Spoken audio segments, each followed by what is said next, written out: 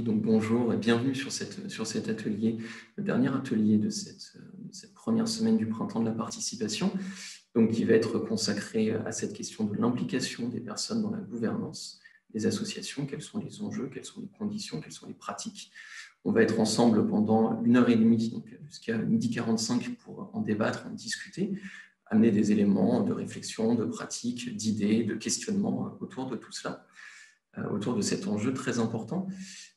Et avant de présenter en tant que tel les personnes qui vont nous faire le plaisir et donner vraiment la chance de discuter de l'ensemble de ces thèmes en détail et nous apporter leur expérience et leur expertise, quelques mots d'introduction et puis on reviendra aussi sur quelques questions plus techniques, assez classiques de webinaire, mais qu'il est important de rappeler régulièrement. Donc, ce thème, impliquer les personnes dans la gouvernance des associations, nous avons choisi de le mettre en dernier dans cette première semaine d'ateliers riches qui ont eu lieu depuis lundi, donc sur ce printemps de la participation, car finalement, on pourrait se dire que la question de l'implication des personnes accompagnées dans la gouvernance des associations est une forme d'aboutissement logique de l'ensemble du processus de participation. Les personnes participent à la construction, à la mise en œuvre, évidemment, de leur propre parcours. Elles participent à la définition des conditions de vie au sein de l'établissement. Donc, finalement, pourquoi ne pas ensuite aller participer à la prise de décision, au pilotage en tant que tel des associations, faisant partie des instances statutaires des associations, comme d'autres personnes, évidemment, peuvent en faire partie. Donc, finalement, si c'est une forme d'aboutissement logique, il y a aussi une forme de logique à finir ce premier cycle d'ateliers par ce thème. Le poser comme ça, finalement, reviendrait un peu à se dire que ça va de soi, il faut le faire, et il suffit de changer ses statuts associatifs pour passer le cap et se dire, bah oui, bien sûr, les personnes accompagnées vont faire partie de la gouvernance des associations. Bon, évidemment, ce n'est quand même pas si facile que ça n'est pas si évident, ça pose beaucoup de questions, de principes, de mise en œuvre, beaucoup de conditions, et donc il s'agit de réfléchir à la manière dont tout ça peut se débattre, se déployer, se structurer pour avoir la décision la plus éclairée possible, et donc finalement que ça rentre bien dans une réflexion sur le processus de participation en général, et que ça ne soit pas considéré comme à la fois une espèce de formalité administrative ou comme quelque chose qui va de soi. Alors, je disais, ça soulève des questions qui nous sont remontées par les adhérents en amont de cet atelier, mais aussi plus régulièrement au quotidien, où la fédération est régulièrement questionnée par des adhérents qui s'interrogent sur ces sujets. Alors, de quelles questions on parle? Je vais en citer quelques-unes, mais nos intervenants et intervenantes auront très largement l'occasion de les détailler et d'en ajouter d'autres. Ces questions, elles sont de différents ordres. Des questions, qui semblent a priori basiques, mais qui sont en fait très lourdes potentiellement de sens. Le conseil d'administration d'une association est l'employeur. C'est donc finalement le responsable de l'équipe salariée, donc de l'équipe d'intervenants sociaux et d'intervenantes sociales. Et donc, est-ce que finalement, on peut vraiment avoir des personnes accompagnées qui sont les employeurs des intervenants et intervenantes sociales qui les accompagnent? C'est une première question qui remonte et qui soulève évidemment pas mal de sujets, pas mal d'enjeux. Deuxième chose, c'est une question aussi assez classique autour des questions de participation, peut-être exacerbée ici. Une personne accompagnée qui est encore en train d'être accompagnée, n'a-t-elle pas besoin de plus se concentrer finalement sur sa propre situation plutôt que de s'investir dans quelque chose qui peut sembler assez lointain parfois, qui est la gouvernance de l'association qui l'accompagne? Donc, quelques-unes des questions qui sont posées sont autour de ces thèmes-là. D'autres portent évidemment sur des questions de conditions. C'est-à-dire, oui, les personnes rentrent au conseil d'administration de l'association. Bon, c'est une chose, mais maintenant, comment faire en sorte que ça ne soit pas une participation alibi et qu'il y ait un sens derrière tout ça? Et donc, comment on s'y prend quand on est au niveau, en plus d'instances de gouvernance, de conseil d'administration, de bureau, qui peuvent être amenés à traiter des sujets très techniques, administratifs, comptables, budgétaires, stratégiques, qui sont potentiellement encore plus lourds ou en tout cas plus complexes a priori que les questions qui sont traitées au sein des établissements. Et puis donc finalement, faut-il, pour y parvenir, au-delà de l'accompagnement des personnes, adapter le fonctionnement des instances, leur ordre du jour, pour que les personnes y trouvent toute leur place, mais tout évidemment en gardant la capacité que les instances continuent à remplir leur rôle. un CA et un bureau d'association ont un certain nombre de tâches, de travaux, de missions à accomplir, et il est essentiel et décisif qu'elles puissent le faire. Donc, ce sont quelques-unes des questions qui se posent autour de ce thème, mais il peut y en avoir d'autres. On va donc avoir la chance de bénéficier de l'expertise et de l'expérience d'un certain nombre de personnes que je vais présenter pour aborder ces questions, non pas pour conclure en se disant, à l'issue de tout cela, il faut que les associations intègrent dans leur gouvernance des personnes accompagnées. On ne va pas être dans cet état d'esprit prescriptif, ce n'est pas forcément le rôle de la fédération. Chaque association est libre de son projet associatif. C'est à chaque association de décider de si elle souhaite le faire, à quelles conditions et comment. Puis, en plus, ça serait quand même un petit peu paradoxal de conclure une semaine sur la participation, la co-construction, par une forme de diktat national consistant à dire, bien sûr, toutes les associations doivent intégrer les personnes accompagnées dans leur gouvernance. Donc, on ne va pas être dans cet état d'esprit, mais dans celui de nourrir cette discussion, ce débat, pour que chacun et chacune puisse ensuite le ramener au sein de sa structure, et puis en soi, et puisse discuter, réfléchir et se dire, est-ce qu'on veut aller vers ça? Et si oui, comment? Ou alors, est-ce qu'on trouve d'autres manières de continuer le travail de participation des personnes? Qui va du coup nous permettre de parler de tout cela? Donc, je vais présenter les différents intervenants et intervenantes qui sont avec nous et les remercier à nouveau d'être justement avec nous et de partager cela avec nous. Sophie Bourgeois, qui est conseillère gouvernance et développement associatif au sein de Nexem, une organisation professionnelle de l'ensemble du secteur social, médico-social, sanitaire, qui couvre un très grand nombre d'associations, qui représente et accompagne un très grand nombre d'associations. Et par ailleurs, Sophie a aussi mené des travaux de recherche sur ces thèmes-là, et donc elle nous apportera une expertise à la fois de recherche, mais aussi d'accompagnement quelque part d'associations adhérentes. Donc, bonjour Sophie, merci d'être avec nous. Bonjour à tous. Merci. Nous avons aussi Marie-Laure Brunet et Bernard Guyot qui travaillent au sein de l'entreprise à but d'emploi. Donc, on dira deux mots sur ce qu'est une entreprise à but d'emploi, puisque ça ne parle pas forcément à tout le monde. Donc, Marie-Laure en est la directrice et Bernard en est salarié. Donc, nous aurons aussi leur regard et leur expertise avec nous. Donc, bonjour à vous deux et merci d'être avec nous. Bonjour. Nous aurons aussi avec nous Antonio Ramoa. Donc, Antonio est administrateur, personne accompagnée, du SIAO de l'Hérault. Bonjour Antonio. Bonjour.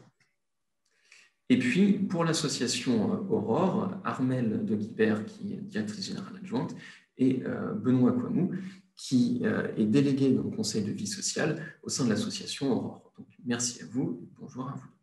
Bonjour. Bonjour, bonjour. Alors, juste avant de rentrer dans le vif du sujet et de nos débats, je vais repasser la parole à Adrien, donc Adrien qui est chargé de mission travail social et participation au siège de la Fédération, pour quelques éléments techniques, notamment liés à la séquence de questions-réponses que l'on aura avec vous sur une demi-heure en fin de table ronde. Adrien, je te laisse la parole. Bien, merci beaucoup Alexis, bonjour à toutes et tous. Voilà, très content d'être avec vous sur ce dernier atelier de la semaine qu'on a consacré justement à échanger comme ça ensemble. Comme vous avez peut-être pu le voir sur d'autres ateliers, on va continuer selon les mêmes modalités, c'est-à-dire que vous avez la possibilité de poster via le chat toutes questions, soit des questions de précision, soit des questions qui viseraient à réinterroger les différents intervenants sur leur propre pratique. Vous pouvez aussi nous parler un petit peu, vous, voilà, de vos perceptions sur ces différents sujets, partager un commentaire aussi via ce chat-là, et ce sera du coup mon rôle dans la deuxième partie de relayer ces questionnements aux différents intervenants qui participent parmi nous. Voilà, je ferai office de passeur de questions. Merci Adrien. Donc, rentrons maintenant dans le vif du sujet et je vais d'abord me tourner vers Armelle et Benoît. Donc, pour l'association Aurore, donc l'association Aurore, l'association fondatrice de la Fédération, mais qui, par ailleurs, gère un très grand nombre d'établissements et de dispositifs, que ce soit dans le champ de l'hébergement, de l'accueil de demandeurs d'asile, de l'insertion par l'activité économique, ou du secteur médico-social également. Et donc, vous avez des expériences, vous avez développé des actions de participation des personnes accompagnées au sein de l'association, au sein de cette gouvernance. Et donc, la première question est finalement de décrire cela. Donc, Benoît, Armelle, est-ce que vous pouvez nous dire d'où vient la mise en place de ces processus de participation au sein d'Aurore? Et puis, aujourd'hui, finalement, quels sont ces processus de participation des personnes dans la gouvernance de l'association? Oui, merci, je prends la parole. En fait, le CVST, ça se déroule en 3 étapes. Première étape, chaque centre élit 7 délégués et 7 suppléants. Deuxième étape, les 14 personnes ainsi élues se retrouvent et élisent un délégué principal et un suppléant principal.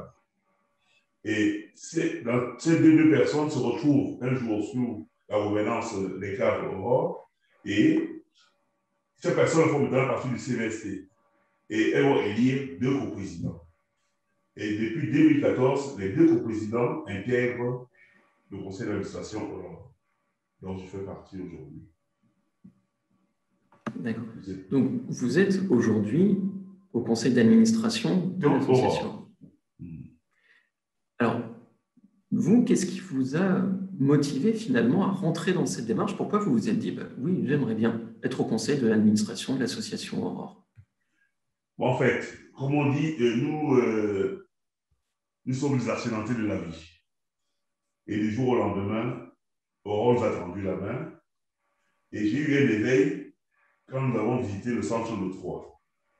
Je me suis rendu compte de toute la démarche, de tout le travail que fait Aurore au quotidien pour essayer de sortir ces personnes-là qui sont oubliées, les oubliées de la société, leur donner un nouveau souffle, leur donner une nouvelle chance. Et quand je suis rentré chez moi, j'ai pleuré. J'ai dit, comment est-ce que ces personnes peuvent penser aux autres? Il faudrait que moi, que j'essaie aussi de donner mon temps aux autres. Et depuis lors, j'ai décidé, dans le carré des défunts, à motiver les gens autour de moi afin que régulièrement, qu'on aille vers Aurore, porter nos doléances, essayer de porter les doléances de certaines personnes, parce qu'il y a des besoins qui ne sont pas souvent exprimés, parce qu'elles ne veulent pas l'exprimer ou qu'elles n'avaient pas l'intention. Et j'ai pris goût à ça. Je ne sais pas si c'est le fait que je sois un peu chrétien, mais enfin, je trouve que c'est ma façon à moi de pouvoir donner ce de donner ce que j'ai reçu. Parce que je suis orphelin. Papa est décédé, je n'avais que 3 jours. Et aujourd'hui, vous voyez, 1m93, costaud, c'est parce que les autres m'ont aidé. Ça me donne envie, Benoît, de vous poser une question de plus. Je disais en introduction que parfois, des questions qui peuvent se poser est est-ce qu'une personne accompagnée n'a pas davantage besoin de se centrer sur son propre parcours plutôt que de s'impliquer dans une gouvernance d'association? Du coup, j'aimerais bien, en lien avec ce que vous venez de dire, votre point de vue en fait là-dessus. Bon, le carré des défunts, je ne sais pas si vous avez entendu parler du carré des défunts de la Porte Montmartre, c'est nous qui l'avons créé. Nous avons mis, notre association en fait s'appelait Sauf qui peut. Parce qu'en fait, chaque week-end, on essayait d'aller vendre à la sauvette sous le pont de Montmartre et la police nous courait après. Ceux qui pouvaient courir plus vite, essayer de sauver leurs biens. Et on se décidait. On allait régulièrement. Quand il y avait le conseil de la mairie, on amenait les casseroles, tout ce qu'on vendait. Devant la mairie, on faisait le bruit, on les dérangeait. Jusqu'au jour où ils en ont eu marre. Ils nous ont demandé de déléguer 2 personnes parmi nous. Nous sommes allés, nous sommes entrés. C'était la première fois qu'on se retrouvait devant le président de la République. Ils nous ont demandé qu'est-ce que nous voulons. On a dit nous voulons travailler librement. Nous voulons revendre ce que nous récupérons dans les poubelles. Moi, je récupère des bouquins dans les livres, les magazines dans les poubelles, dans les bacs jaunes. C'est ce que j'ai fait sous le carré. Et on a demandé 500 places. Ils nous ont donné 100 places.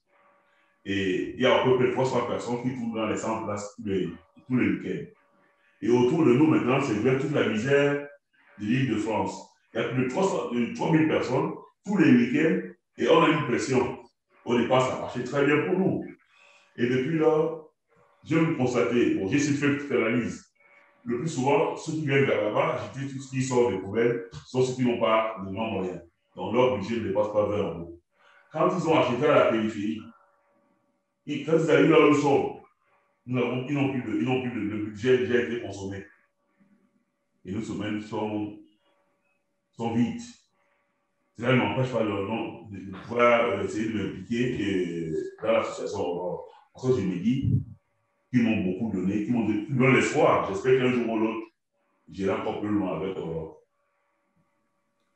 Oui. Donc, ce que vous nous dites, c'est que ça n'empêche absolument pas de travailler sur sa propre situation, et même au contraire, ça peut aider à cela parce que ça permet de rendre, ça permet de participer, de s'impliquer, voire d'intervenir sur sa propre situation en s'exprimant et en portant des revendications susceptibles d'améliorer sa situation. Donc, il n'y a pas d'opposition, ça se nourrit en fait dans votre expérience, ce côté participation à la gouvernance de l'association.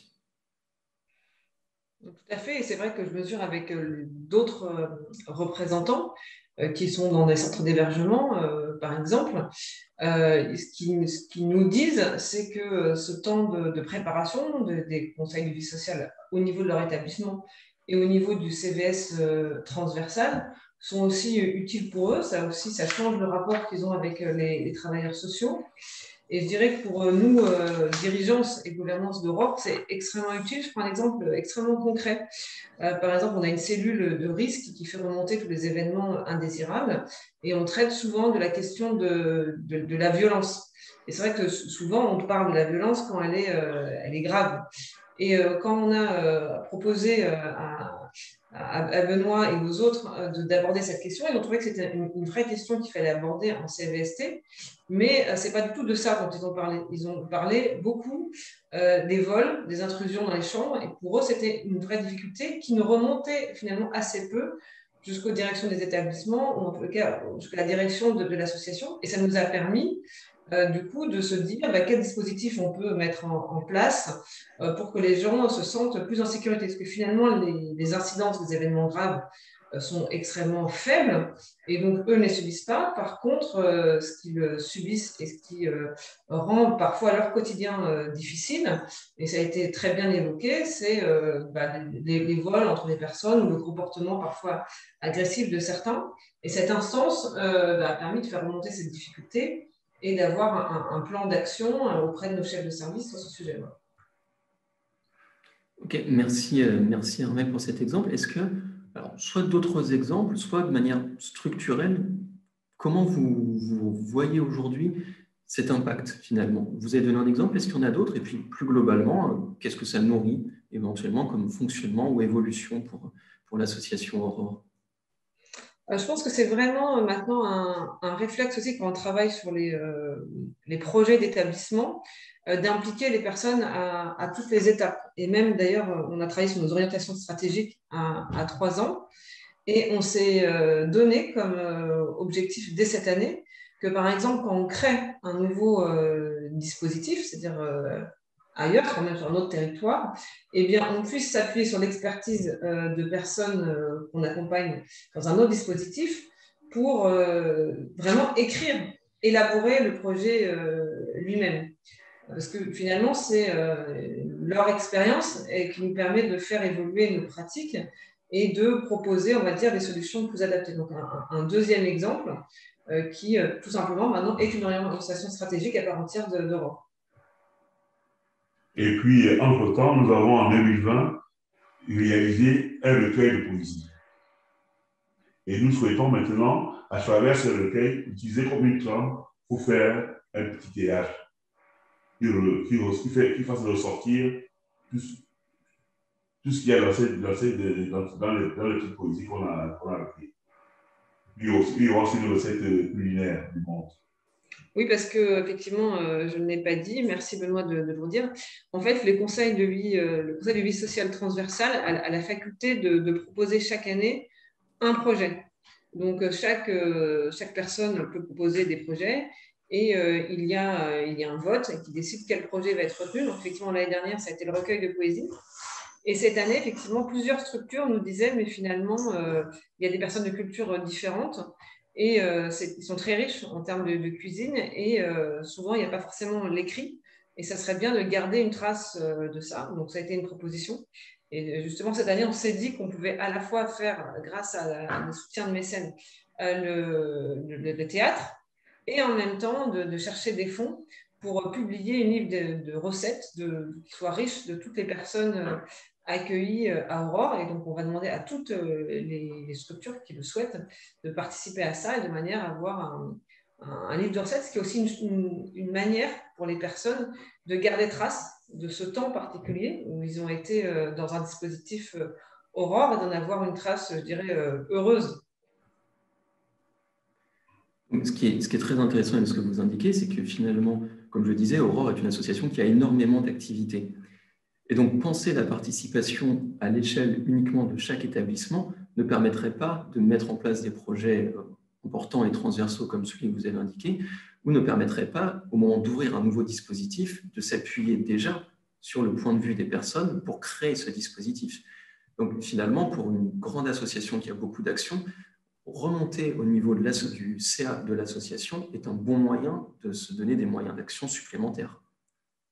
Oui, et je voulais citer un autre exemple qui est très structurant justement et qui est intermétier. Donc c'est vrai que par exemple à ce CVST sont représentés des gens comme Benoît qui vient du Carré des Biffins, d'autres qui sont en centre d'hébergement, mais d'autres qui peuvent être en communauté thérapeutique, XAPA ou autre, ou SAVS par exemple, donc des structures avec des publics très différents. Et par exemple, c'était extrêmement intéressant, une dame qui témoignait du fait que dans sa structure, elle trouvait que quand les personnes étaient alcoolisées, elle pouvait être plus agressive. Et il y a un monsieur qui est en comité thérapeutique, donc lui-même souffrant d'addiction, qui disait que justement, peut-être que tout ce qui est lié à l'addiction, notamment l'addiction alcoolique, était peut-être pas suffisamment connu pour les personnes. Et ils ont proposé une action qui a été retenue, c'est-à-dire d'avoir un binôme, une personne résidente de XAPA et un éducateur qui passerait dans les différentes structures pour expliquer qu'est-ce que c'est que l'addiction et dire qu'effectivement c'est une maladie, que certes quand les personnes ont consommé trop de substances, ils peuvent être agressifs vis-à-vis des autres, mais c'est parfois pas du tout une volonté, il faut que ça soit accompagné. Et du coup, c'est une manière, je dirais, d'aller vers qu'on voulait, c'est-à-dire que nos structures d'addiction et notamment de réduction des risques puissent partager cette culture avec nos centres d'hébergement d'urgence. Et finalement, là, c'est venu par les personnes accompagnées elles-mêmes qui ont proposé une manière de travailler sur ce sujet. Très bien. Merci beaucoup. Alors, on reviendra vers vous tout à l'heure pour parler des conditions qui rendent cette participation possible. Mais je vais, avant cela, me tourner vers Antonio. Antonio, vous êtes donc administrateur du SIAO 34. Finalement, pourquoi vous avez voulu vous impliquer dans ce SIAO, sachant qu'en plus, le SIAO, c'est quand même des fois un objet un peu plus loin du terrain, où on régule l'offre et la demande d'hébergement, donc c'est un petit peu particulier. Alors, pourquoi, du coup, vous avez souhaité vous inscrire dans la gouvernance du SIAO? Je dirais que c'est un petit peu une suite logique de mon parcours. Au début, quand je suis arrivé au CHRS, je vais essayer de faire bref. En arrivant au CHRS, j'avais travaillé toute ma vie, donc je me suis retrouvé comme beaucoup de monde du jour au lendemain, sans logement, sans travail, sans rien. Et j'avais besoin de faire quelque chose, de m'occuper. Donc, comme j'avais quelques connaissances ou compétences en numérique, en informatique, j'ai créé un atelier numérique pour que les personnes qui étaient là, les résidents, puissent faire leurs démarches administratives eux-mêmes. J'étais dans un CHRS où il n'y a que du diffus. Il n'y a aucun collectif, chacun est dans son logement en vide. Et n'ayant aucun collectif, ça permettait en fait que les gens se rassemblent une fois par semaine, le vendredi, pour venir faire leurs démarches et pour parler de leur parcours, de leurs difficultés. Ça m'a permis un peu de prendre conscience que chacun avait ses problèmes qui peuvent être un petit peu différents, d'échanger beaucoup avec les autres personnes. Ensuite, un jour, il y a eu une réunion du CRPA, du Conseil régional des personnes accompagnées, qui m'ont proposé d'intégrer le CRPA. J'ai accepté d'être délégué. J'étais délégué du Conseil régional des personnes accompagnées pendant 4 ans. Le fait d'être délégué après m'a permis d'intégrer d'autres instances comme le Conseil régional de l'hébergement et de l'habitat, la CHAL, la commission spécialisée du CRHH. J'ai fait partie de la commission d'ALLO. Pour finir, au bout de 4 ans, il y a le SIAO qui a lancé un appel à candidature parce que le SIAO de l'Hérault, dans ses statuts, a un collège de participation pour 6 candidats. Donc, ils ont 6 places réservées à la participation au sein du conseil d'administration. je me suis présenté aux élections. On était 2 candidats, donc on était élus d'office. Et le président du SIAO nous a invités à participer à quelques bureaux pour qu'on voit au-delà du bureau du CA. Un CA, c'est 3 ou 4 fois par an, hein, pour qu'on voit comment se passait vraiment la gouvernance au sein du bureau. Le bureau, c'est vraiment... le SIAO du 34 est composé, c'est une association d'associations qui est composée des directeurs de la plupart des structures de Montpellier et de l'Hérault en général. Donc ça permettait de voir un peu comment se passe la gouvernance vraiment au sein du bureau.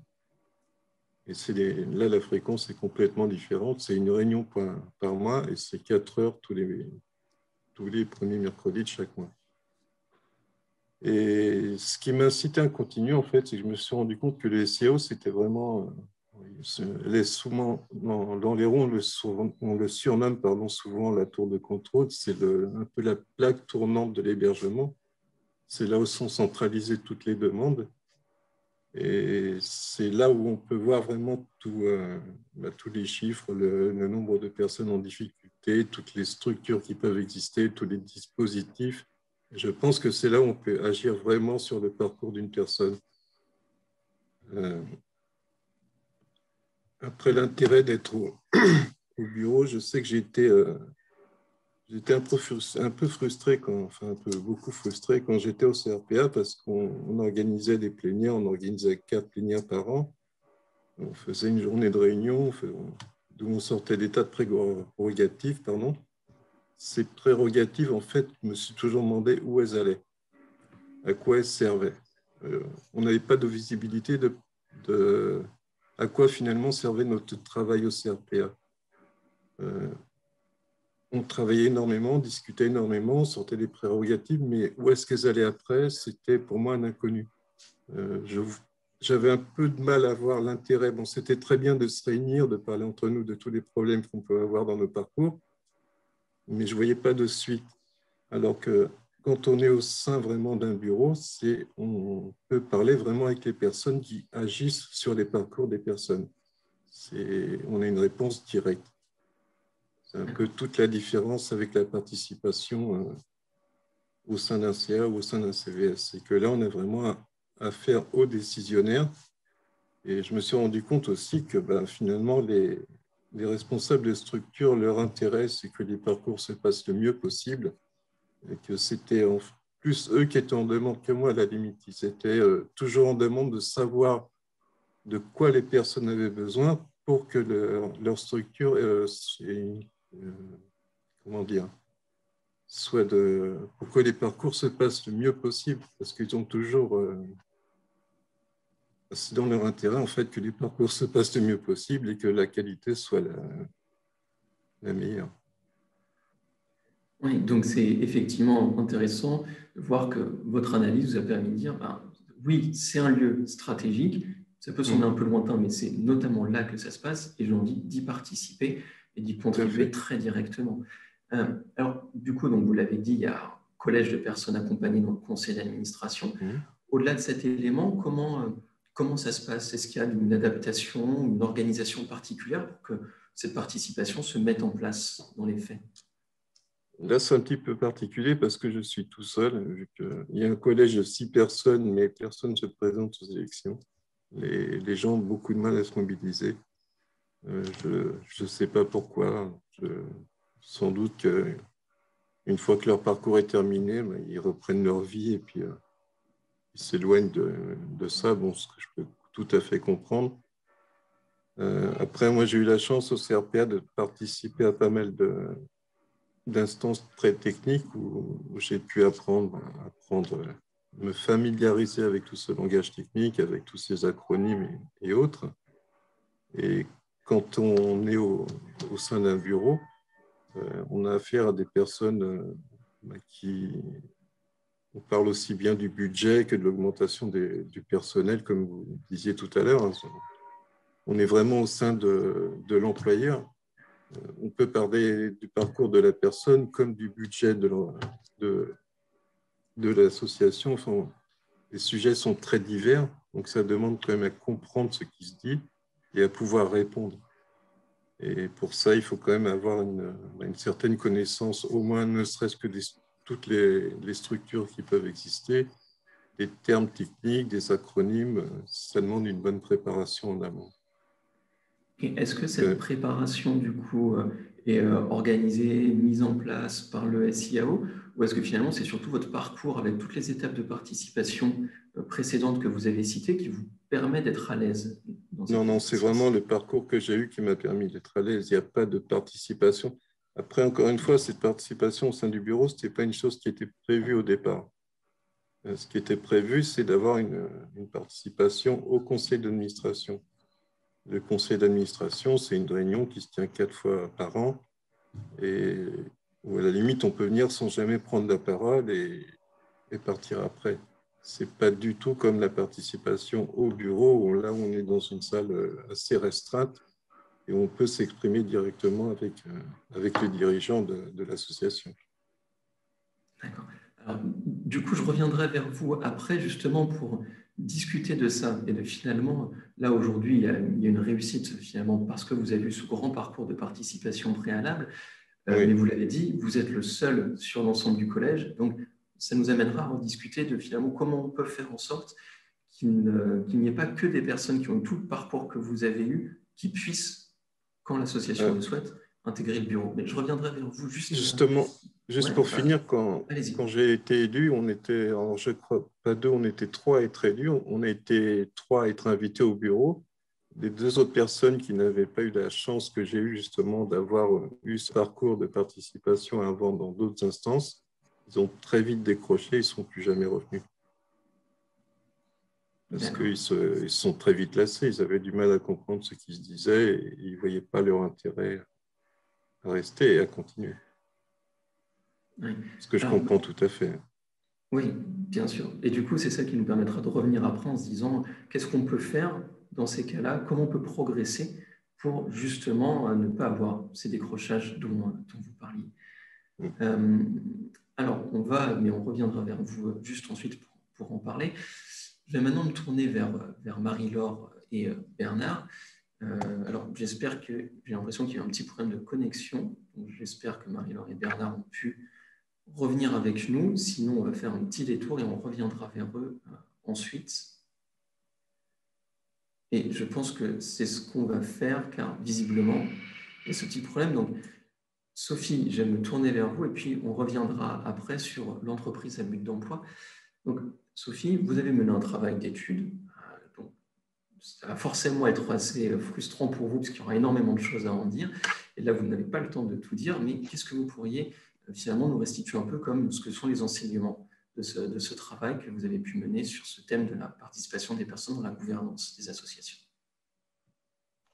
Très bien, je vous remercie, Alexis et Adrien, pour votre invitation. Je vais essayer de faire concis, n'hésitez pas à me couper si besoin. D'abord, donc sur ce travail d'étude, effectivement, c'est un travail que j'ai eu l'occasion de faire dans le cadre d'une formation sur le sujet de la participation des personnes accompagnées à la gouvernance des associations au sein du secteur social et médico-social. La genèse de ce questionnement, ça rejoint un petit peu ce que vous avez présenté tout à l'heure. Il y a une obligation légale de participation au sein des établissements et services. Il y a aussi une tendance lourde dans le champ social et médico-social de participation à de plus en plus d'instances de politique publique. Il y avait un rapport du Haut Conseil du travail social en 2017 sur justement comment accroître cette participation des personnes accompagnées aux instances de gouvernance dans le secteur. Donc, ce qui m'intéressait, c'était de pouvoir voir comment ça se traduisait dans le champ associatif au niveau justement de l'aspect de la gouvernance démocratique. De cette concertation aussi dans l'élaboration de la stratégie de l'organisation, ces 2 éléments sont d'ailleurs des éléments de définition de l'économie sociale et solidaire depuis 2014. Et donc plus largement, comment rendre justement, on parle beaucoup de société inclusive, la gouvernance également des associations inclusives aussi. Et pouvoir permettre aux personnes de passer d'un statut de bénéficiaire d'une aide à un contributeur de la politique associative. Alors, le cadre de mon étude, elle a été faite sur 5 associations et donc avec une volonté d'être transversale au champ social et médico-social, donc avec des associations autant sur le champ de la lutte contre l'exclusion, mais aussi des personnes en situation de handicap physique ou intellectuel, de personnes âgées ou dans le champ de la protection de l'enfance. J'ai pu avoir la chance, dans un certain nombre de cas, de pouvoir interroger des personnes, une ou plusieurs personnes accompagnées qui avaient pu participer à ces démarches de participation. Et sinon, j'ai pu interroger des salariés coordinateurs de la démarche, parfois des bénévoles. En fait, ce qui en est ressorti, c'est qu'au-delà des spécificités de chaque secteur, des défis communs qui peuvent se présenter. Alors, je peux vous présenter les formes de participation que j'ai pu observer dans ces associations, en sachant bien sûr que ce n'est pas exhaustif, hein, c'était sur 5 associations. Peut-être juste avant de vous les présenter pour que vous puissiez comprendre, en fait, j'ai utilisé le mot gouvernance dans un sens plus large que la simple participation au conseil d'administration ou dans une instance statutaire, comme je l'ai vu comme la possibilité de pouvoir, une capacité d'agir ou d'influence sur les décisions prises à l'échelle associative et pas uniquement au niveau donc, de l'organisation ou du fonctionnement d'un établissement et service. Cela a permis en fait de voir que dans les formes que j'ai vues, alors bien sûr, il y avait une forme de participation directe au conseil d'administration par le biais d'un collège dédié aux personnes accompagnées qui avaient voix délibérative au sein de ce collège. La deuxième forme que j'ai pu observer, c'était une forme de participation à l'Assemblée générale avec des ateliers dédiés sur les thématiques en lien avec le projet associatif, au moment où justement dans l'Assemblée générale, les points les plus techniques et les moins accessibles étaient envisagés, c'est-à-dire les aspects budgétaires, rapports financiers. La troisième forme que j'ai pu observer, c'est justement, Armelle et Benoît en parlaient tout à l'heure, c'était la forme d'un CVS central ou transversal qui s'était mis en place au sein de l'association et qui permettait d'analyser les problématiques transversales qui remontaient et de pouvoir faire le lien avec le conseil d'administration. Une autre forme que j'ai pu observer, c'était en fait l'aide à la création d'une autre association dédiée aux personnes accompagnées, en fait, vue comme une association d'auto-représentants pour que les personnes puissent se représenter elles-mêmes. Et après, justement, des liens qui étaient créés entre ces deux associations et entre les conseils d'administration de ces deux associations.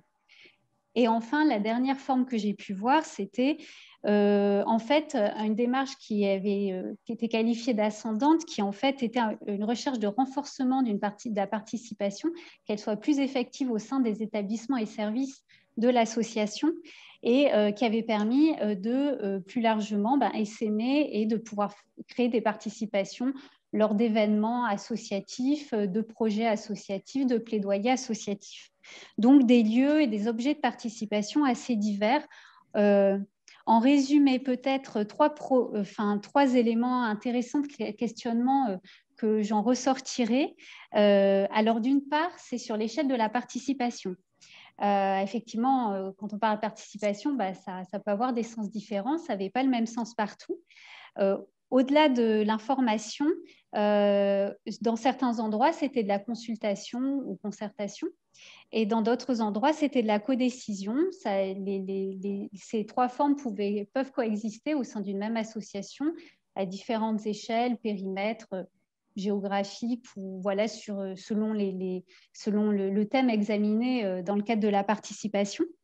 Le deuxième questionnement que j'ai trouvé intéressant, c'était la question de la représentation. Est-ce que les personnes se représentaient seulement elles-mêmes ou est-ce qu'elles représentaient un collectif? Et donc, ça renvoie finalement à la question de la démocratie participative ou représentative. Ces deux formes étaient explorées par les 5 associations que j'ai pu voir.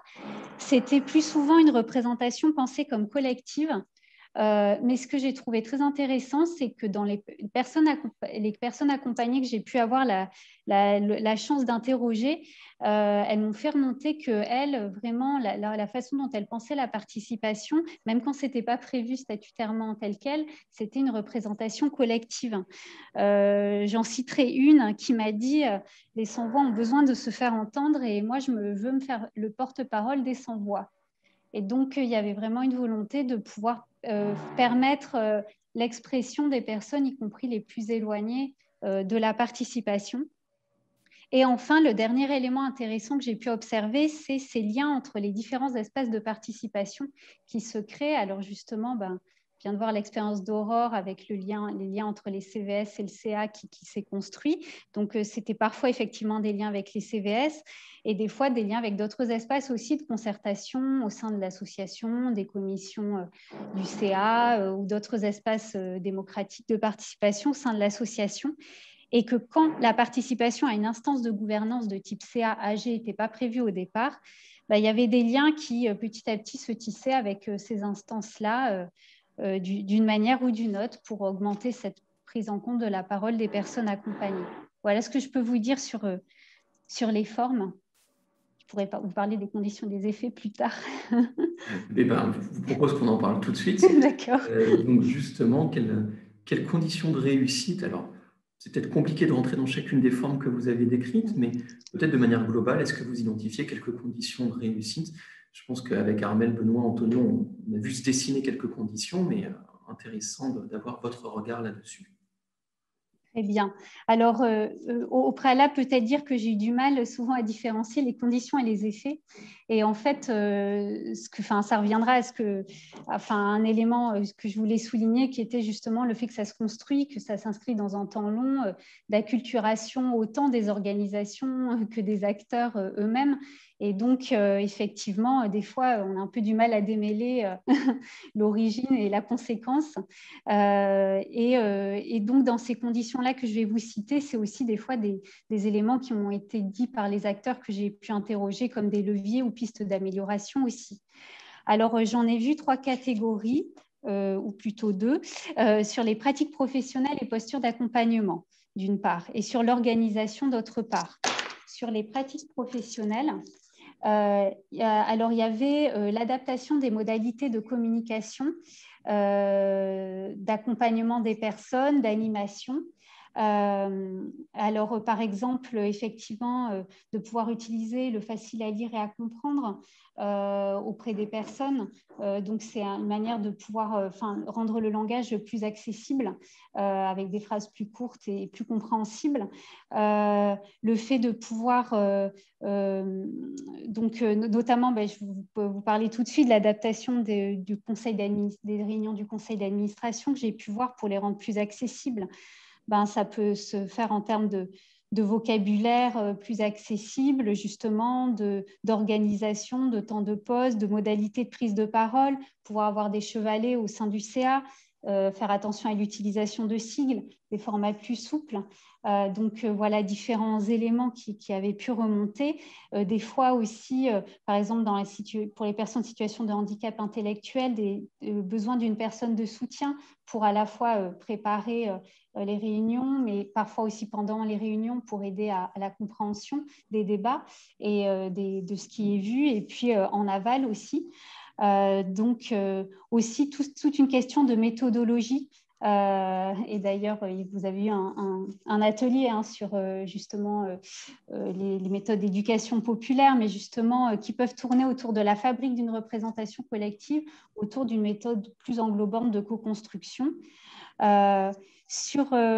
Pour essayer de faire sur l'organisation, à la fois il y avait la question du portage politique, le soutien du conseil d'administration, parfois avec un administrateur référent justement de cette question pour pouvoir sensibiliser ses collègues à ce sujet, que la participation soit bien reliée au projet associatif et puisse participer à le nourrir autant en termes de plaidoyer que d'action d'accompagnement. Des moyens humains dédiés, souvent, pour pouvoir justement faciliter cette participation. Je vous avais parlé des personnes de soutien ou facilitatrices. Soutien matériel, organisationnel ou financier, type convention de partenariat aussi, si on aide à créer une association d'autoreprésentants. Aussi des éléments de formation, et pas forcément que des personnes accompagnées, aussi des salariés qui les accompagnent, mais aussi également des cadres. Une association avait mis en place une formation sur le management coopératif parce que favoriser la participation des personnes accompagnées, pour elles, c'était pouvoir favoriser plus largement la participation de toutes les parties prenantes dans l'association. Le rôle important des partages d'expériences entre associations, c'est souvent revenu et ça permet justement de donner des pistes et des idées et de pouvoir s'adapter à la culture de l'organisation. S'appuyer aussi sur la culture des différents acteurs au sein de l'association parce que la culture des bénévoles, des salariés peut être différente et peuvent se nourrir et contribuer à enrichir cette participation parce que certaines associations nous ont parlé aussi de l'évolution d'une culture, de la façon de concevoir l'aide, d'une relation plutôt asymétrique à quelque chose de plus d'égal à égal ou plus paternaliste à justement d'une posture plus d'égal à égal et visant au pouvoir d'agir des personnes. En gros, la circulation de l'information aussi auprès des personnes accompagnées. Et donc, comme je vous disais, vraiment ce processus d'acculturation qui s'inscrit sur le temps long et par une politique des petits pas. Voilà, y aller petit à petit. Je peux enfin vous parler peut-être de l'observation par rapport aux personnes accompagnées, ce qui a pu m'être remonté. Est-ce qu'il y a des prérequis? Alors, on en a un petit peu parlé là. C'est exactement la question du parcours de participation qui m'a été remontée par les acteurs interrogés. Alors déjà, est-ce qu'elles veulent participer? Bien sûr, parce que ce n'est pas une obligation, mais que ce soit une possibilité offerte. Mais justement, d'avoir une expérience antérieure de la participation qui peut être quelque chose d'aidant, que ce soit dans les CVS, dans des instances de politique publique, les CRPA, etc. Et aussi la question des capacités de compréhension et d'expression des personnes. Des fois, pour les personnes en handicap intellectuel, en déclin cognitif, les questions peuvent se poser. Les associations s'interroger sur comment pouvoir recueillir la parole et les avis de toutes les personnes selon les modalités adaptées. Et bien sûr, ça demande une adaptation selon les situations particulières. Et donc, la nécessité d'être inventif par rapport à ça. Et je voulais peut-être conclure sur ce qu'on évoquait sur les conditions, sur le fait que, en fait, selon moi, il me semble que ces conditions, ce n'est pas forcément spécifique à une catégorie de personnes, de public, mais c'est plutôt comment on pense l'accessibilité et une inclusion plus largement, parce que finalement, une association du réseau Nexem, j'ai pu interroger il n'y a pas longtemps sur cette question, me disait qu'ils ont pensé parallèlement la participation, l'inclusion de salariés et de personnes accompagnées au sein de leur CA. Et finalement, les questions de formation pour tout nouveau administrateur, c'est quelque chose de nécessaire. C'est au rôle, responsabilité, au vocabulaire, au secteur. Et puis aussi, certaines associations sont sur plusieurs secteurs.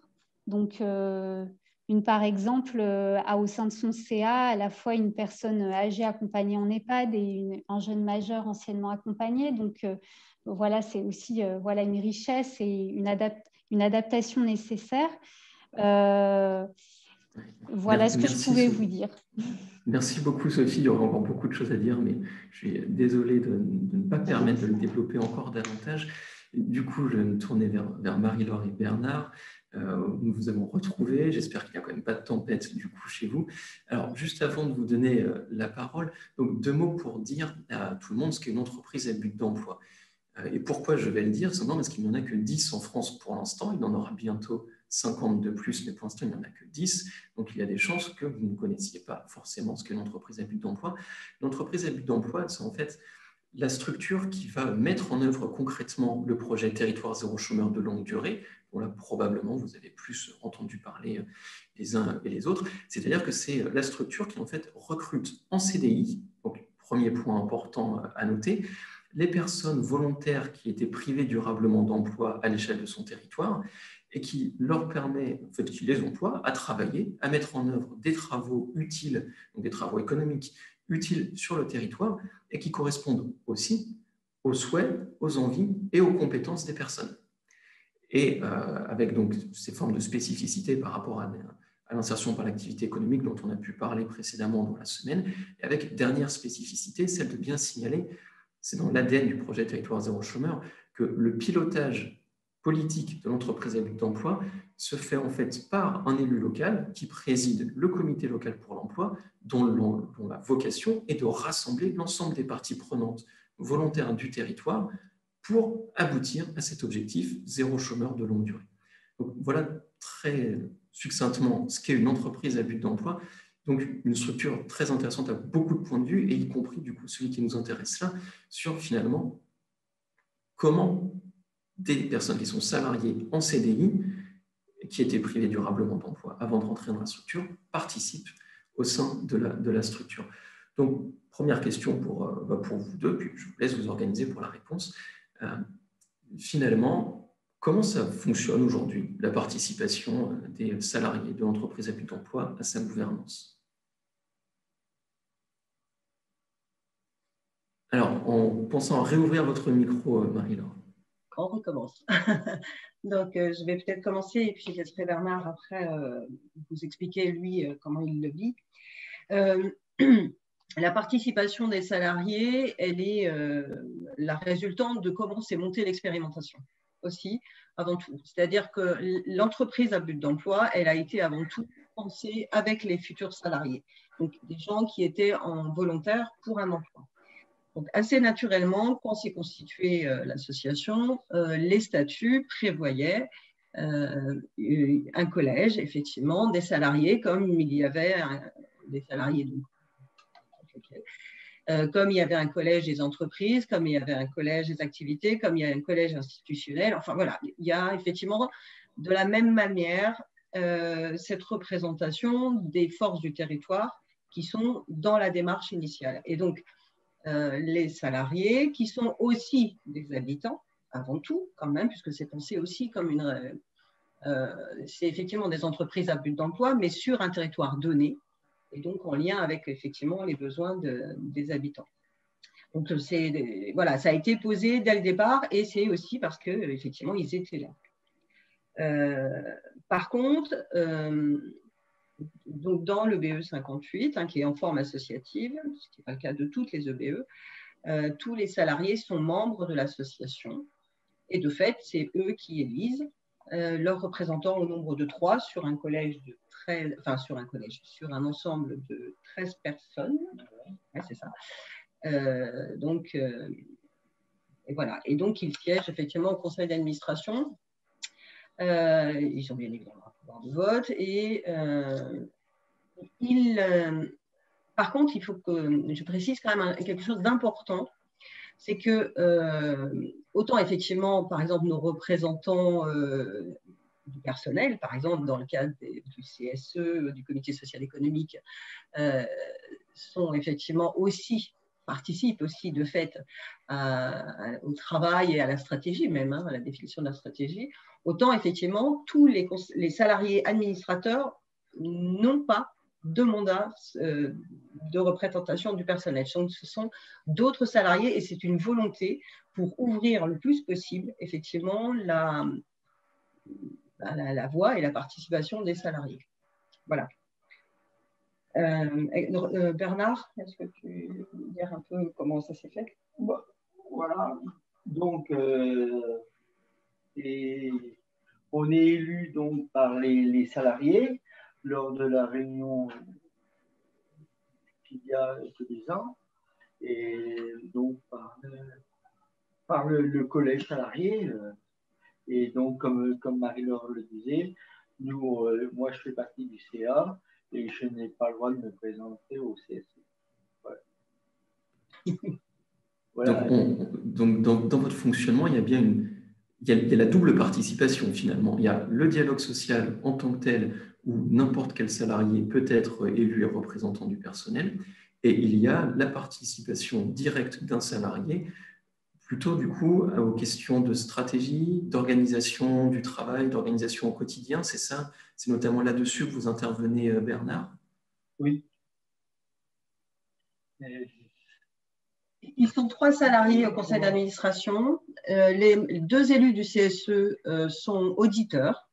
Donc, effectivement, pour quand même qu'il puisse y avoir cette transmission dont parlait Sophie, de l'information, parce que c'est quand même l'essentiel, effectivement, dans une entreprise telle que la nôtre, où on est multi-activités avec des salariés polyvalents, donc on a des champs d'activité très, très variés, et donc des organisations finalement différentes dans chaque activité, en même temps, avec des enjeux effectivement de nos concurrences, donc qui impactent nos activités, et dans laquelle effectivement il est important que tous les partis, enfin tous ceux qui sont à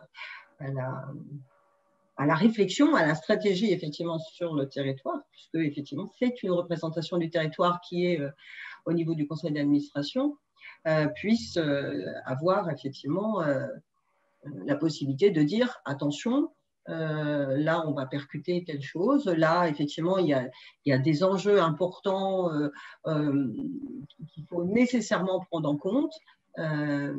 Donc le conseil d'administration, il a quand même vocation effectivement sur toute la partie stratégie, le développement de nouvelles activités, donc on se pose la question effectivement de la concurrence, enfin bon, toutes ces choses-là qui sont dans la définition même de la loi. Mais il y a aussi cette partie organisationnelle du travail et du développement d'activité, où là, ils sont partie prenante directement. Enfin bon, et là, pour le coup, la participation des salariés, elle dépasse le contexte du conseil d'administration, puisque on met en œuvre également une réflexion avec les équipes sur leur propre organisation de travail, puisqu'on part du principe que effectivement ceux qui savent le mieux faire ou le mieux, voilà, ben c'est ceux qui font. Et que donc effectivement il y a des enjeux pour que ce soit cohérent, enfin des activités avec les autres, qu'il y ait effectivement à la fois la réflexion sur les équipes, l'organisation des activités, des futures activités, des évolutions, et à la fois une remontée au niveau effectivement du conseil d'administration qui a vocation à ce que ce soit cohérent dans l'ensemble. Et donc, c'est la mission des salariés du conseil d'administration, plus précisément, de vérifier qu'il y a une cohérence avec, effectivement, les enjeux, effectivement, des salariés dans les équipes aussi.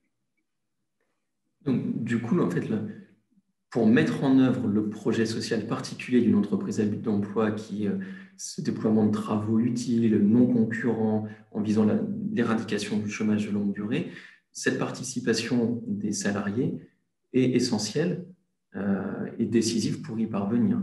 Oui. Je crois que c'est clairement la base. Le projet en lui-même, on part des compétences disponibles des personnes qui sont privées d'emploi sur un territoire.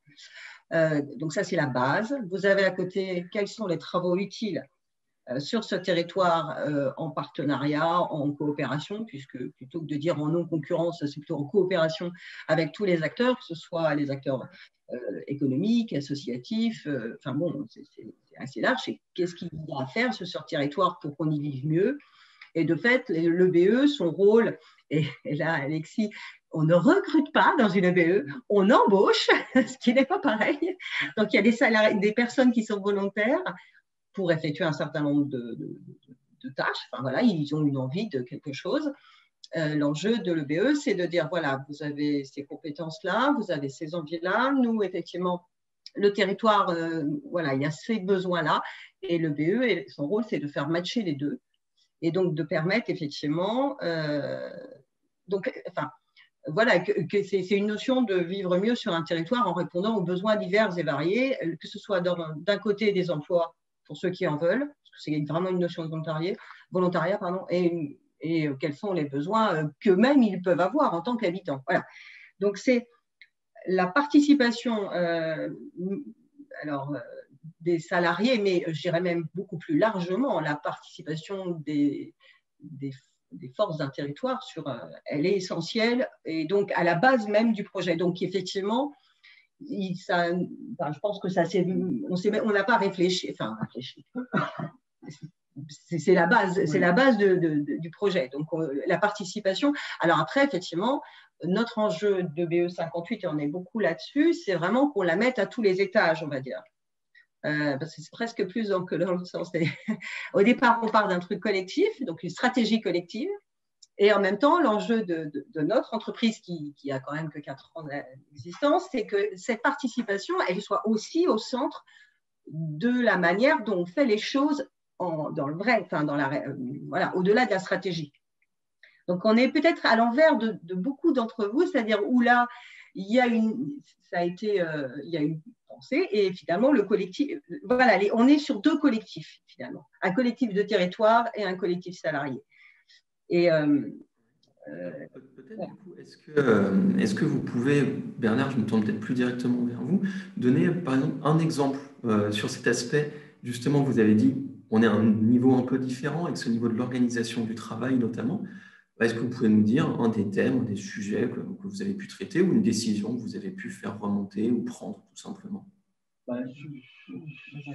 Ouais, sur les ateliers, les aménagements de poste.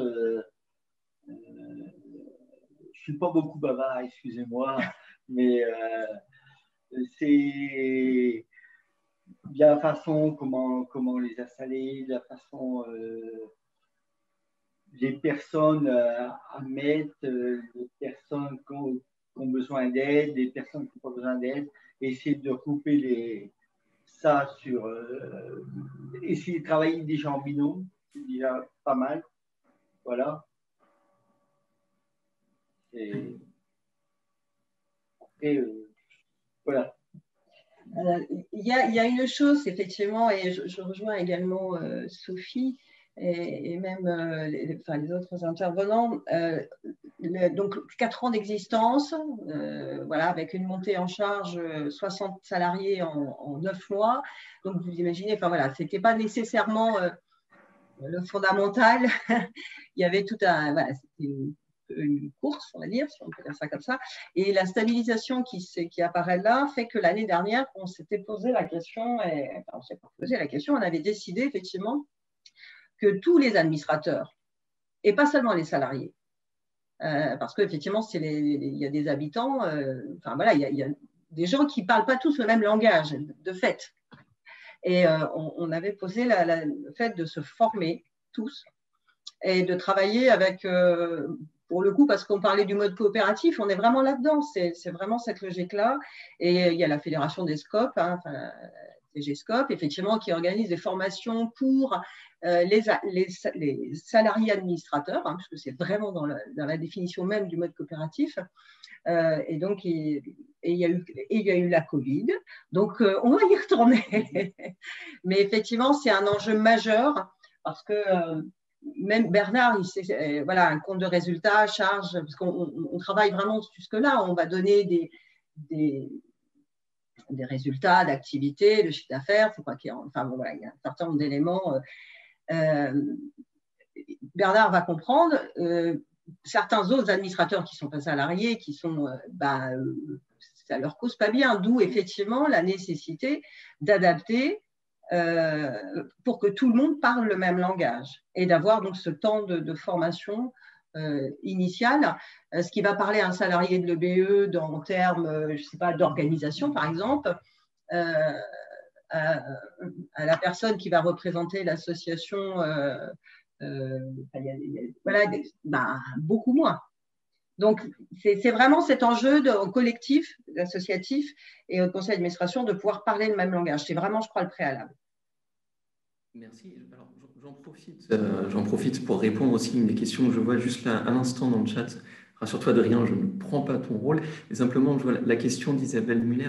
Quels ateliers, par exemple, ateliers bricolage? Non, là, les ateliers dont on parle, c'est la production économique en tant que telle, réalisée par l'ensemble de l'équipe de l'EBE. Et donc, ce dont parlait Bernard, ce n'est pas un atelier bricolage dans une perspective d'accompagnement des personnes, c'est la production économique de l'activité vendue par l'entreprise à but d'emploi à ses clients. Voilà, c'est simplement pour qu'on se situe bien et du coup, ça fasse écho avec ce que vous venez de dire, Marie-Laure. On parle de compte de résultats, on parle d'activité, on parle de clients, on parle de partenaires économiques. Donc, c'était juste pour resituer ça. Alors, je vais juste revenir vers deux d'entre vous pour une dernière question avant qu'on ouvre la parole avec les questions venant de la salle. On a discuté pas mal, du coup, là et encore à l'instant, des conditions de réussite. Antonio, vous l'avez promis, je reviens vers vous. On en a vu déjà quelques-unes avec vous. Pour vous, quelles sont les marges de progression qu'on a au sein des associations, justement en lien avec ces conditions, pour y arriver, quand on a choisi de le faire? Pour moi, il y a déjà une question essentielle, c'est la définition de la participation. Qu'est-ce qu'on en fait? À quoi ça sert? Quand j'étais au CRPA, une de nos missions, c'était justement de mettre en place des CVS, parce que ça répond à une loi, la loi de 2002, qui impose à toutes les structures d'hébergement d'avoir une instance de participation. Maintenant, une instance de participation, je dirais, c'est très théorique. On peut en faire ce qu'on en veut. Personnellement, dans la structure où j'étais, l'instance de participation, j'avais parfois l'impression que c'était un petit peu, peut-être un peu méchant ce que je dis, ça me faisait penser à un syndic de copropriété, où on parlait des problèmes de toilettes bouchées, de portes qui ne fermaient pas, de machines à laver qui n'étaient pas mises en place. Et à côté de ça, dans l'atelier informatique que je faisais tous les week-ends, enfin tous les vendredis, pardon, je parlais avec des personnes qui avaient des vrais problèmes dans leur parcours. Je voyais des échecs qui auraient pu être évités. Et c'est pour ça que je me suis plutôt dirigé vers ces instances de gouvernance où on pouvait vraiment parler centrer la participation autour du parcours de la personne. Pour moi, les problèmes, excusez-moi, les problèmes de toilette, ça ne m'intéressait pas réellement. Faire une instance de participation pour parler de problèmes techniques, je ne voyais pas trop d'intérêt.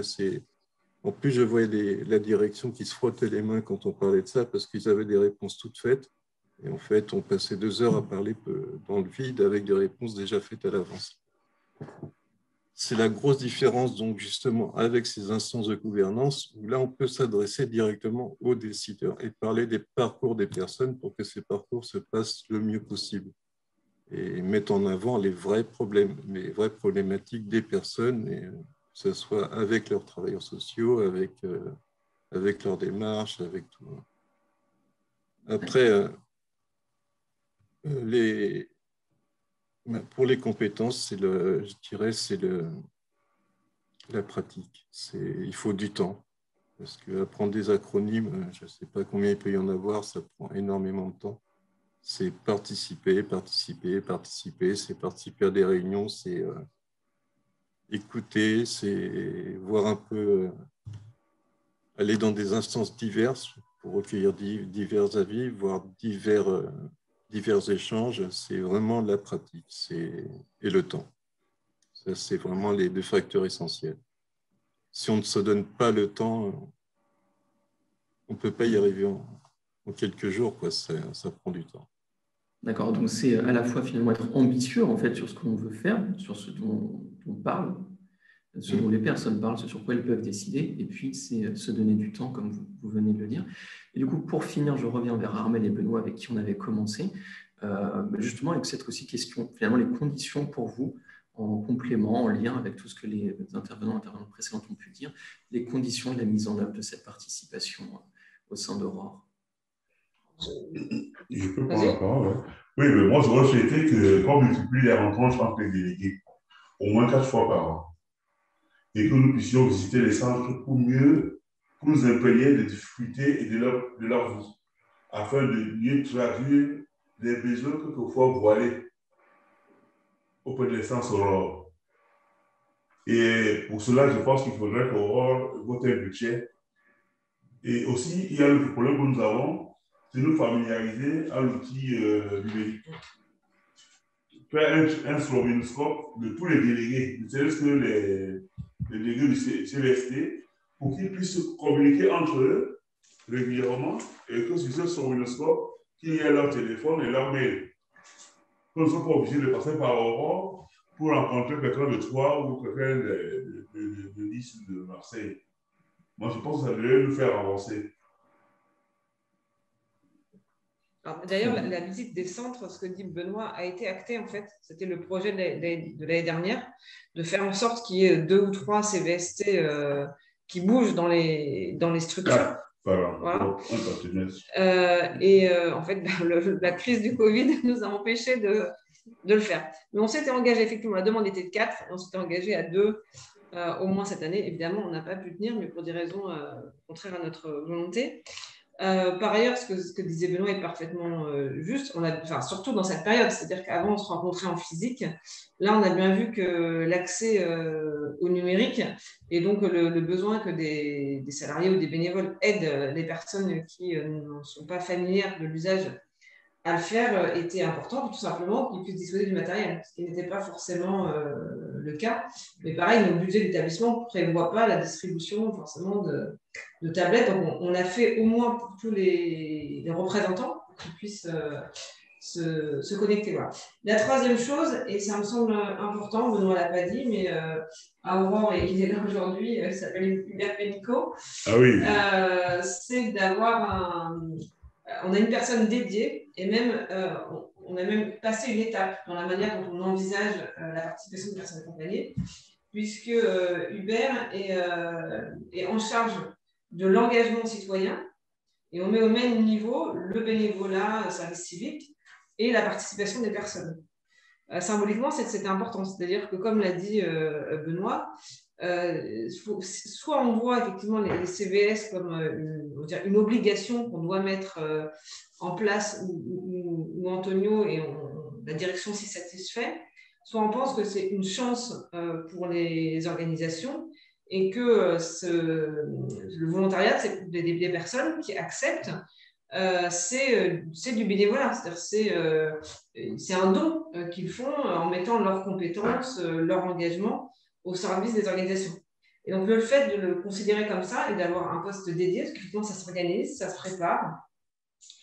Tous les conseils d'administration, par exemple, effectivement, sont préparés avant, c'est pas Isabelle, mais par Hubert, avec les personnes, justement, pour que tous les aspects, le budget, tout ce qui va être présenté, il puisse y avoir un accès, poser des questions avant, si besoin. Donc, il y a quand même ce besoin de moyens dédiés que la réglementation n'a pas forcément prévu. Voilà. Si on veut faire de la participation une chance et pas un vécu d'obligation dans lequel effectivement on parle d'une intendance, voilà, ça demande vraiment de l'organiser. Et je veux juste rajouter, parce que symboliquement, je ne sais pas si vous vous rappelez, mais la première recommandation de feu l'ANESM, je dis ça parce que je l'ai portée, j'étais à l'époque présidente de la section d'inclusion, avant même la recommandation sur l'évaluation elle-même, c'était la recommandation sur la participation des personnes dans le secteur de l'exclusion. Et je sais qu'en tout cas, symboliquement, pour moi, ça a été très important que ça soit la première qui soit adoptée par l'ANESM quand elle a existé. Voilà, même si elle a disparu depuis. Et puis, je voulais rajouter autre chose. Aujourd'hui, on a l'expertise du marché social. Nous sommes prêts à aider Aurore à l'installer dans toutes les autres villes. Parce que nous sommes au moins 300 à 400 personnes qui récupéreront des choses dans les poubelles et ça nous permet de vivre. Et si vous ne pensez pas qu'on peut essayer de mettre ça sur pied dans toutes les autres villes c'est une bonne chose. Là où Aurore est présent. Voilà. Effectivement, c'est ce que je disais tout à l'heure, c'est maintenant, c'est s'appuyer sur l'expertise des personnes quand on développe de nouveaux projets. Très bien. Merci beaucoup à vous pour l'ensemble de ces interventions. On a des questions qui sont remontées depuis la salle, parce qu'effectivement, le numérique est un outil et certaines personnes ont pu poser des questions pendant ce webinaire. Adrien, je te passe la parole pour relayer quelques-unes de ces questions à nos intervenants et intervenantes. Alors, je vais commencer peut-être par certaines questions qui sont des questions de précision, mais qu'on va essayer d'étendre parce que finalement, elles regroupent des enjeux qui sont aussi importants. Il y avait une première question qui était arrivée au début, au moment de la présentation d'Aurore, sur le lien concret entre le CVST et le CA. Donc, c'est-à-dire, finalement, ça repose un peu la question de la manière dont, peut-être assez concrètement, on relie d'une certaine manière les enjeux évoqués dans une instance de participation. Alors, l'instance un peu supra-participative au niveau d'Aurore, puisque le CVST regroupe des délégués qui viennent de différents CVS, puisque vous êtes une association importante avec différents établissements donc pour lesquels il est aussi, on l'imagine, important de permettre quelque part un regroupement de cette participation. Mais un peu concrètement, qu'est-ce que vous pourriez nous dire un petit peu à Aurore de la manière dont ce lien s'opère entre l'instance conseil d'administration et cette instance CVST finalement? Benoît complétera, mais déjà tout simplement, donc c'est le CVST qui désigne les 2 représentants au conseil d'administration. Et à chaque conseil d'administration, les 2 représentants, les 2 coprésidents du CVST font un retour au conseil d'administration de ce qui se passe dans le CVST. Voilà, oui, c'est ce qui se passe. Mais ce que nous souhaitons, c'est qu'on soit un peu plus formés. Justement, cet enjeu de la formation, de la sensibilisation, peut-être que j'aurais peut-être envie de la relayer vers 2 personnes finalement, d'abord peut-être Antonio. On a compris justement l'aspect important que vous aviez évoqué autour de la nécessité des compétences à avoir quand on rentre dans une instance technique comme ça. Et finalement, comment est-ce qu'on pourrait justement développer un peu, améliorer finalement la formation et la préparation des personnes pour qu'elles se retrouvent à participer dans des bonnes conditions et qu'on évite les situations, ça a été aussi évoqué dans le chat, de ruptures qui sont liées un peu à ce choc un peu technique finalement qui peut arriver quand on se présente à des instances comme ça. Vous l'avez déjà un petit peu évoqué, mais sur la question de la formation, qu'est-ce qui pourrait peut-être être fait en termes de formation des personnes concernées, voire des professionnels qui participent aussi à ces instances-là? Il me semble que la FAS faisait ou fait encore, je ne sais pas, des ateliers de formation justement au langage de la HI en général, de l'accès à l'hébergement d'insertion, autant pour moi. Il y a des instances comme la FAS qui font ça très bien. Je pense que ça demande des groupes de formation justement par des professionnels pour se préparer en amont à tout ce langage du monde AHI et à toutes les structures qui peuvent exister. Alors, moi, je parle vraiment de l'hébergement parce que tout à l'heure, on parlait d'autres aspects, mais personnellement, je suis principalement axé sur l'hébergement. C'est des professionnels dédiés vraiment à la formation des membres de la participation. Et pour moi, ça me semble indispensable. Ou alors, c'est s'engager dans le CRPA et participer à des instances. Et là, encore une fois, ça demande du temps, c'est sur des années. C'est intéressant. Mais ça passe vraiment pas par une école, bien sûr, mais par une formation. À ma connaissance, la FAS ou l'URIAP, ce sont les 2 formateurs qui font ça très bien et qui font ça régulièrement. Et bien sûr, il faut pas que ça soit payant. Donc, c'est pour ça que je parle de vous, parce que il ne faut pas que ça soit non plus... c'est pas un métier, c'est quelque chose de bénévole. Donc, il faut que ça reste toujours... accessible. Accessible, voilà. Et merci, je ne trouvais pas le mot.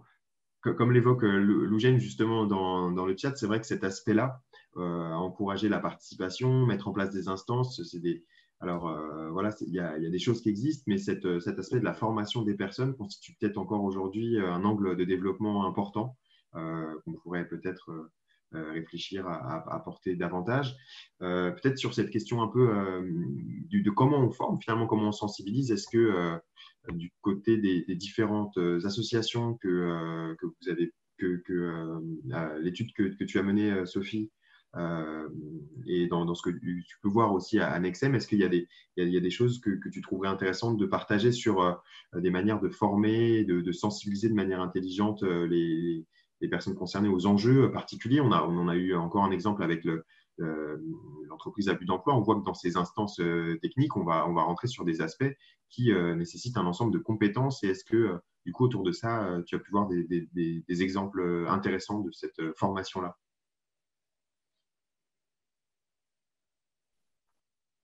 Merci Adrien. Alors pour le coup, j'ai pas pu assister ou voir. Je réfléchis des formations particulières. Cet aspect en tout cas de ce qui m'est remonté par certaines associations du croisement et de pouvoir justement former ensemble tous les nouveaux administrateurs, quelle que soit leur origine, qu'elles soient personnes accompagnées, salariés. Je trouvais ça intéressant. Nous aussi, après, sinon, à Nexem, on propose effectivement des formations, mais qui sont soit au sein d'une association, soit entre plusieurs associations, donc dans plusieurs champs. Après, effectivement, ça rejoint peut-être les questions sur l'accessibilité, comme on en parlait, sur les modalités d'animation et effectivement penser des méthodologies. Et je trouvais que tout ce que vous aviez évoqué sur l'atelier de lundi, hein, sur les méthodes d'éducation populaire, ça rejoint ce que certaines associations ont pu me faire part sur justement plus de convivialité, plus de temps de pause, voilà, et plus de réflexion plus globale aussi sur l'accessibilité du vocabulaire, partager le langage commun. Voilà un petit peu ce qui me vient à l'esprit là-dessus. Bien, merci beaucoup. Je vois que Marie-Laure, vous avez ouvert votre micro. Alors, je présume que justement, vous avez peut-être quelque chose à nous dire. Vous nous avez justement présenté un peu tout à l'heure un peu les enjeux de ce qui se déroule dans ces instances d'organisation et de gouvernance. Alors, voilà, est-ce que c'est quelque chose sur lequel vous voulez nous parler un petit peu de comment on rend ces contributions accessibles aux personnes?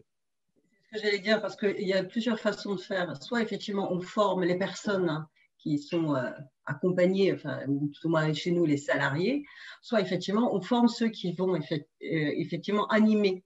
C'est-à-dire que ça peut être dans les deux sens. Cette nécessité de pouvoir rendre accessible la manière dont on présente, enfin, ce qu'on présente, c'est de l'inclusion, quelque part. C'est cette réflexion que nous, on porte également sur, on va appeler ça pompeusement le management inclusif, mais c'est-à-dire, c'est pas tant que les gens apprennent ce qu'ils ont à faire que plutôt que d'adapter ce qu'ils vont faire à ce qu'effectivement ils sont. Voilà. Et donc, je crois qu'il y a aussi des enjeux forts à ce niveau-là. Antonio parlait des acronymes, etc., etc. Il y a des manières de dire les choses simples qui correspondent à ce que les gens traitent dans la vie de tous les jours, parce que, enfin, tout au moins pour ce qui nous concerne en termes d'entreprise, une entreprise, c'est jamais que tout le monde fait des entreprises, que ce soit entreprendre de faire un gâteau, enfin voilà, il y a des logiques, et ça, c'est comment on amène les gens à penser avec ces logiques-là dans un sens et dans l'autre. Voilà, et ça, c'était, je voulais rebondir là-dessus, parce que ça me paraît, on parle toujours de la formation des gens qui sont censés ne pas savoir, mais finalement, peut-être que c'est... Voilà.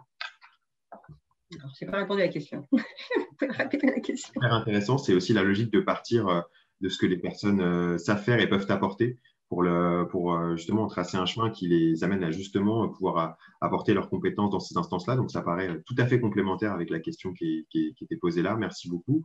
Je vois que du côté d'Aurore, vous avez la main levée. Est-ce que ça traduit une volonté de compléter ce propos? On vous en prie.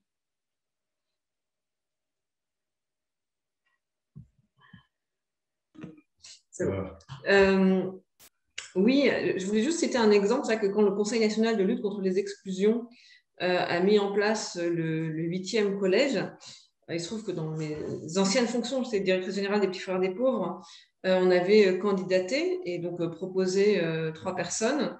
Et ce qui était intéressant dans cette expérience, c'est qu'il y avait aussi des moyens dédiés pour que les personnes puissent concrètement assumer leur rôle, outre effectivement l'achat de matériel adapté, mais aussi du temps salarié pour les préparer. Parce que par rapport à ce que disait Madame Brunet, c'est vrai qu'il y a à adapter aussi les salariés à cette question bénévole de la participation et de la prise en compte au quotidien.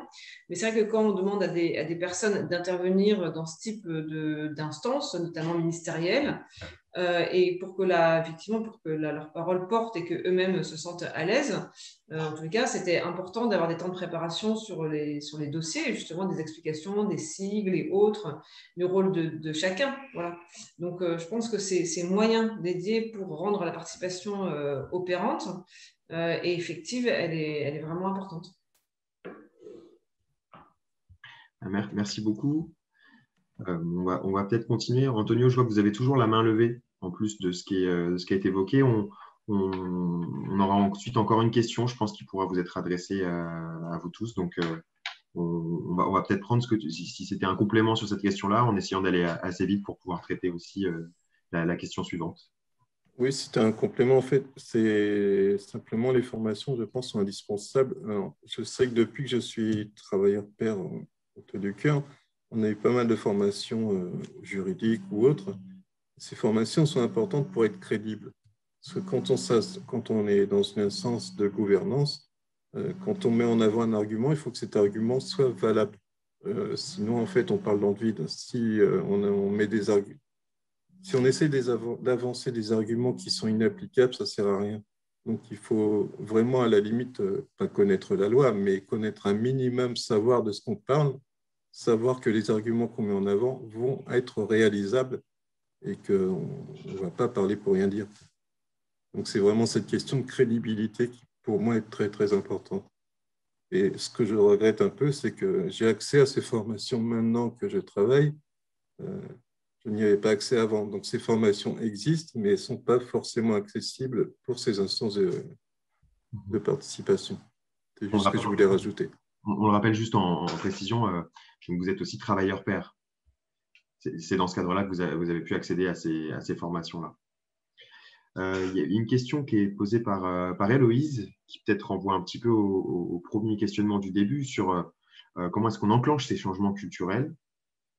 Alors du coup, comment est-ce que finalement on fait bouger l'ensemble d'une organisation pour qu'elle puisse accueillir cette forme de participation, y compris au sein de la gouvernance. Alors, il y a peut-être une petite partie de la réponse pour laquelle je propose peut-être à Sophie de peut-être rapidement nous donner quelques éléments, parce que je sais que ça fait partie de la recherche que tu as pu mener sur quels sont les éléments qui peuvent donner envie finalement de procéder à ces évolutions-là. Et donner envie, c'est aussi parler un peu de ce que ça apporte respectivement à chacun.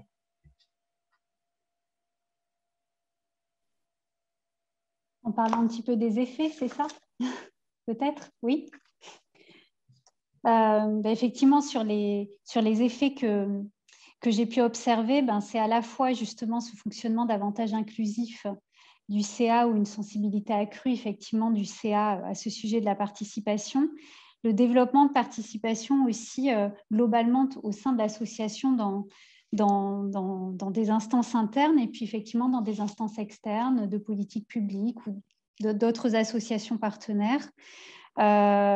C'est aussi peut-être le fait de, voilà, la gouvernance a dû vraiment se professionnaliser dans notre secteur et des enquêtes l'ont montré, et les compétences de gestion sont nécessaires, mais le fait de pouvoir accroître le côté militant de la gouvernance, et donc ça vient de ce que j'ai pu constater, ça vient vraiment enrichir, avoir des effets sur le plaidoyer, par exemple par des plateformes politiques faites par les associations lors de candidature à des élections, où ça vient vraiment enrichir par cette participation plus large des personnes accompagnées à la construction de ces projets. Ça fait aussi bouger, de ce que j'ai pu voir, les projets associatifs. Particulièrement, un exemple, c'est le développement de la notion d'entraide entre personnes accompagnées, qui est devenu aussi un élément de certains projets associatifs, que ce soit entre personnes actuellement accompagnées ou anciennement accompagnées, par exemple des jeunes majeurs sortant de protection de l'enfance.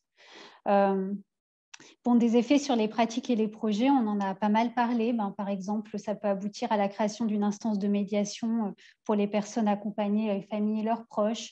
Ça peut à l'évolution de pratiques d'accompagnement, à plus d'expérimentation, d'innovation, pour que justement, comme vous le citiez, les différents intervenants, pour que les services proposés répondent plus aux besoins attentes des personnes. Un élément que j'ai trouvé aussi très intéressant, c'est que ça a des effets sur les acteurs, sur les personnes accompagnées, notamment dans cette émancipation, renforcement estime de soi, libération de l'expression, mais aussi ça ouvre le champ des possibles pour ne pas enfermer les personnes dans un statut de personnes accompagnées, justement. Une réflexion sur est-ce qu'elles peuvent être bénévoles, est-ce qu'elles peuvent être intervenants sociaux, travailleurs pairs, est-ce qu'elles peuvent être adhérents ou membres de l'association en interne, mais aussi de l'ouverture plus large sur la cité. Et c'est vrai que dans l'interrogation de personnes accompagnées, on voit que ça les a ouverts vers avoir envie de participer à l'extérieur de l'association, ailleurs, dans d'autres associations, dans la vie de quartier. Donc voilà, ces évolutions-là et des effets aussi positifs que j'ai pu voir sur les salariés. Ça pouvait effectivement, on voyait que ça produisait, ça les aidait à retrouver du sens et une motivation accrue sur l'impact de leur travail au quotidien. Ce que je peux dire après, comment enclencher ces changements, je crois que c'est vraiment une politique des petits pas. Chaque association a commencé d'une manière ou d'une autre, mais rien que d'enclencher, ça produit des effets, ça force aussi à se questionner, ça amène les personnes accompagnées à faire des demandes précises aussi sur leurs besoins, et ça fait bouger toute leur organisation petit à petit et les représentations des acteurs aussi. Bien, merci beaucoup Sophie. Voilà, on arrive à la fin de cet atelier. On espère que ça vous aura justement peut-être aussi peut-être donné envie de procéder à des réflexions, à des changements éventuels, à des aménagements en tout cas sur ces questions-là. Voilà, c'était le dernier atelier qu'on organise dans le cadre des ateliers du printemps de la participation. Mais attention, justement, le but de ces ateliers, c'est qu'on puisse du coup maintenant opérer notamment avec les membres du groupe d'appui national participation qui sont présents aussi pour certains dans la conversation et qui ont beaucoup œuvré à la préparation de cet ensemble d'ateliers-là, qu'on puisse en opérer une forme de synthèse. Et cette synthèse-là, elle sera partagée du coup dans le cadre de la table ronde qui aura lieu le 27 mai prochain à 14 h. Voilà, en présence notamment du délégué interministériel à l'hébergement et au logement et la déléguée interministérielle à la prévention et à la lutte contre la pauvreté. Donc, ce sera l'occasion pour nous là maintenant de partager finalement l'ensemble des réflexions qui sont sorties de ces différents ateliers. Voilà, sur un atelier comme celui-ci, il y a vraiment plein de choses, je pense, hyper importantes à relayer justement en termes de changement de culture, de sensibilisation, de nécessité d'opérer, de se donner les moyens finalement aussi de ces transformations-là à travers la formation, mais pas que, aussi vraiment un ensemble de besoins d'adaptation de ces instances elles-mêmes-là. On prendra le temps justement de réanalyser un peu tout ce qui s'est dit là. Voilà, on vous remercie beaucoup, notamment les intervenants, voilà, Marie-Laure, Benoît, Bernard, Antonio, Sophie, Armel notamment, d'avoir vraiment pris le temps de nous partager vos réflexions et vos expériences sur ce sujet-là. J'espère qu'on se retrouvera très prochainement pour continuer à réfléchir ensemble sur ces sujets qui sont importants aussi pour une fédération comme la nôtre. Voilà, Alexis, peut-être que tu veux redire quelques mots pour qu'on puisse… Simplement, mais pour ne pas allonger tout cela, c'était aussi un autre point de sortie pour nous, en fait, pour la fédération, au-delà de la table ronde dont tu as parlé, Adrien. Antonio, vous avez posé la question de à quoi ça sert la participation, qu'est-ce qu'on dit. Sophie, vous avez fait référence aux élections présidentielles. Évidemment, le travail qui a eu lieu cette semaine, qui se prolonge la semaine prochaine, s'inscrit aussi pour la fédération dans la préparation de l'élection présidentielle 2022, mais aussi de notre prochain projet fédéral. Et donc, notre enjeu va être, à partir de tout ce qui a été partagé l'ensemble de cette semaine et là, pendant cet atelier, à partir de ce qu'on va partager pendant encore les mois à venir, de se dire qu'est-ce que la fédération dit de plus, fait de plus sur l'ensemble de ces questions de participation et aussi sur notamment les thèmes que l'on a pu aborder et dont on a vu en fait avec vous, finalement, c'était un continuum, cette participation. Et donc, à la fois, il y a un aspect peut-être particulier au fait qu'on soit dans des instances de gouvernance, mais finalement, les questions qui se posent sont globalement les questions qu'on retrouve à la fois sur la participation en général, mais aussi d'ailleurs sur la vie associative en général, et ça a été bien dit par plusieurs d'entre vous. Donc, on va se nourrir de tout ça, et en termes de débouchés, on aura la table ronde de la semaine prochaine à court terme, mais donc aussi des futurs documents qui présenteront des propositions de la fédération aux candidats à l'élection présidentielle et aussi à son projet fédéral à partir de 2022. On aura largement le temps d'en reparler puisqu'on aura une concertation qu'on mènera avec le réseau sur l'ensemble de ces sujets. On espère que vous y participerez, mais on a déjà, grâce à vous, beaucoup de matière. Donc, merci beaucoup à vous, merci beaucoup aux personnes qui ont été avec nous. Merci beaucoup à Adrien et Sylvia pour l'ensemble de l'organisation. Et je vous souhaite du coup une bonne journée et à très bientôt.